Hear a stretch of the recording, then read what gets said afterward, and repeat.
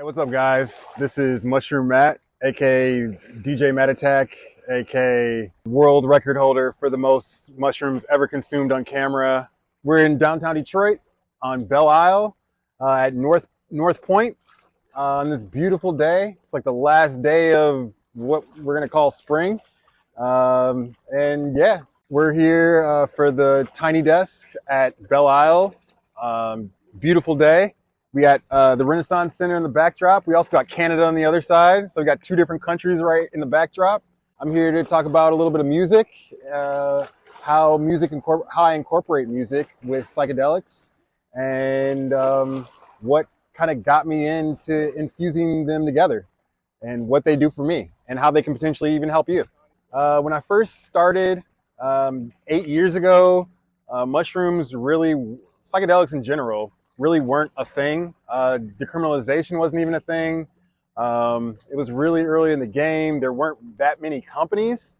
So success to me was just really getting my business off the ground, giving people access to these rare psychedelics that really weren't openly, readily available, especially in Detroit, as they are now, which they still aren't, but they're more readily available. We do have a couple dispensaries here and there, but 7 years ago we had none of that.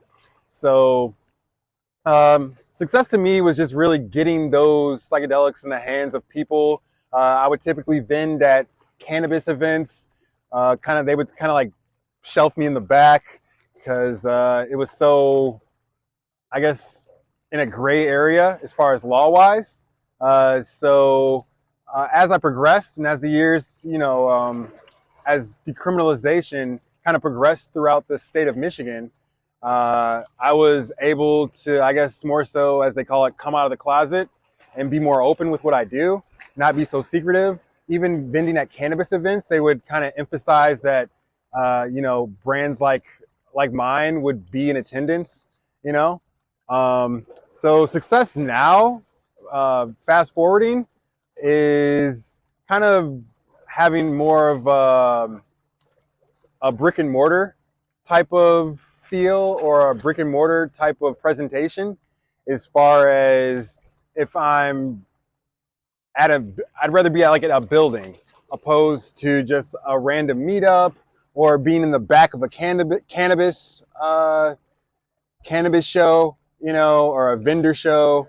I'd rather be the forefront of a vending where the event is kind of more so for psychedelics, like specifically for psychedelics. Rather it be a pop-up, rather it be a brick and mortar permanent location.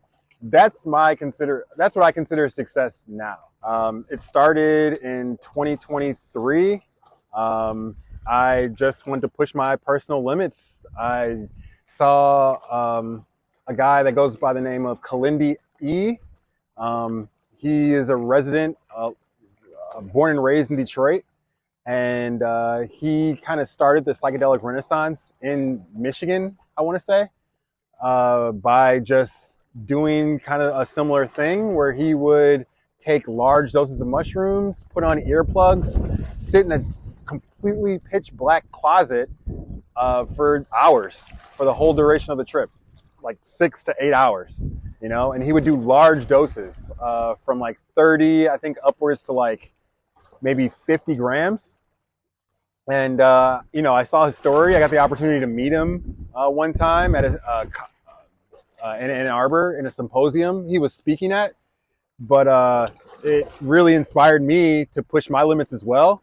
I don't feel like a lot of people really have this mindset going into psychedelics. So, I just decided to just see how many psychedelics, or how many mushrooms specifically, I could take in one sitting. So I would, take small doses in between. People call those microdoses. And I would just raise my larger dose higher and higher and higher. So 2023, January, the first full moon, I would take my first large dose at 10 grams. But keep in mind, I would microdose leading up to that. So I would start out with let's just say like a half a gram, and I would move up until the full moon where I would do 10 grams. And I would continue that half a gram microdose even after the 10 grams. So it would always be consistent in my, the psilocybin would always be present in my system. So my body would be acclimated to this foreign substance. So, and the reason I would do that is it would help with like the come up, the onset feeling. A lot of people have like a sense of anxiousness or, indigestion. But if it's already present in your system, it's a lot more easy to digest. There's no like crazy come up. Even taking 10 grams, 20 grams was very, very easy. I was very functional. I'd go out for walks, I'd talk, I'd answer questions. But when I got to the 110, I had a sense of like paralysis to the point where it just wasn't productive. I was having a lot of trouble going live again. I was having just trouble talking in general. And I felt personally that that was the limit for me personally. I'm not saying for everyone that they shouldn't go past 110 or if it's hazardous, but for me personally in my health, where I was at the time, I just couldn't go any further. So that's where I cut it short.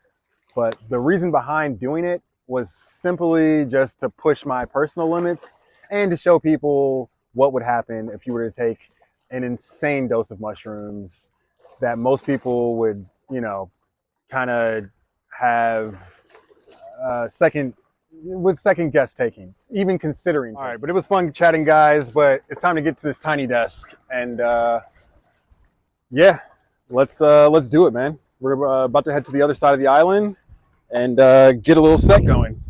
So let's make some magic, shall we?